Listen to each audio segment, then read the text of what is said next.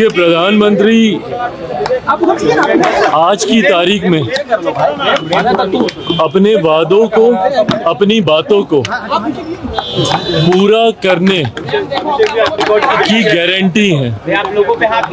जो बातें, जो वादे प्रधानमंत्री जी ने लोकसभा चुनाव के दौरान बिहार की जनता से किए थे, एक एक करके उन तमाम वादों को पूरा करने का कार्य प्रधानमंत्री जी के द्वारा किया जा रहा है।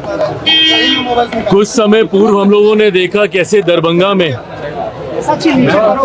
बिहार को एक और एम्स देने का कार्य प्रधानमंत्री जी के द्वारा किया गया। इंफ्रास्ट्रक्चर को लेकर हो या विकास से जुड़ी हुई हेल्थ, एजुकेशन के सेक्टर की अलग अलग परियोजनाएं हों, इन तमाम वादों को पूरा करने की कड़ी में ही प्रधानमंत्री जी भागलपुर आ रहे हैं। उस कार्यक्रम में हम सब भी रहेंगे, पर यह दर्शाता है कि किस तरीके से बिहार का विकास प्रधानमंत्री जी की प्राथमिकता में है। इस बार के बजट में भी हम लोगों ने देखा कि बिहार से जुड़ी हुई कई ऐसी घोषणाएं बजट में की गई जो पुनः प्रधानमंत्री जी के उस वादे को पूरा करती है जिसमें उन्होंने बिहार को एक विकसित राज्य बनाने की बात कही। एयरपोर्ट पे हम लोग मौजूद हैं, ग्रीनफील्ड एयरपोर्ट्स का जिक्र हो या शिक्षा के क्षेत्र में IIT एक्सपेंशन की बात हो।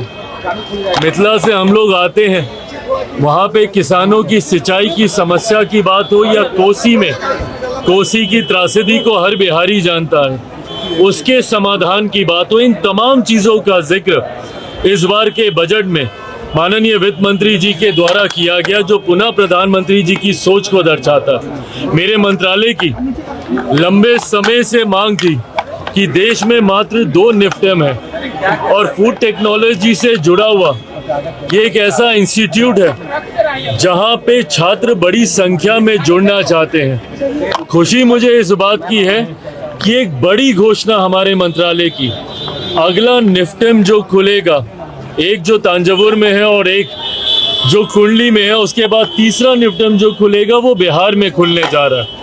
और मखाना जिसका सबसे ज़्यादा उत्पादन बिहार में होता है, उसको लेकर भी मखाना बोर्ड बनाने की घोषणा इस बार के बजट में की गई। ये तमाम बातें दर्शाती हैं कि प्रधानमंत्री जी की प्राथमिकता में बिहार है, बिहार का विकास है, और उसी श्रृंखला में कल वो बिहार के भागलपुर में आ रहे हैं। चिराग जी, जमुई में एक हिंसा हुई थी 2 गुटों में, उसमें आपके पार्टी के लोजपा रामविलास के महासचिव को अरेस्ट किया गया है पुलिस के द्वारा। देखिए, मुझे नहीं पता कि किसको अरेस्ट किया गया, कौन है नहीं है, पर ये जांच का विषय है। जो घटना थी वो निंदनीय, दुखद घटना थी। ऐसे में मैं भी स्थानीय प्रशासन के संपर्क में हूँ और इस बात को सुनिश्चित किया जा रहा है कि जो भी दोषी हो उसके ऊपर कड़ी से कड़ी कार्रवाई हो, कोई निर्दोष इसमें ना फंसे, इस बात को भी हम लोग सुनिश्चित करने का प्रयास करेंगे। पटना से ट्रेन जाने दिल्ली नहीं देंगे। पप्पू यादव कह रहे हैं कि पटना से दिल्ली ट्रेन नहीं जाने देंगे और पूरे सीमांचल को बंद करने का ऐलान किया है मखाना बोर्ड को लेकर। क्यों मखाना बोर्ड को लेकर बंद क्यों करेंगे?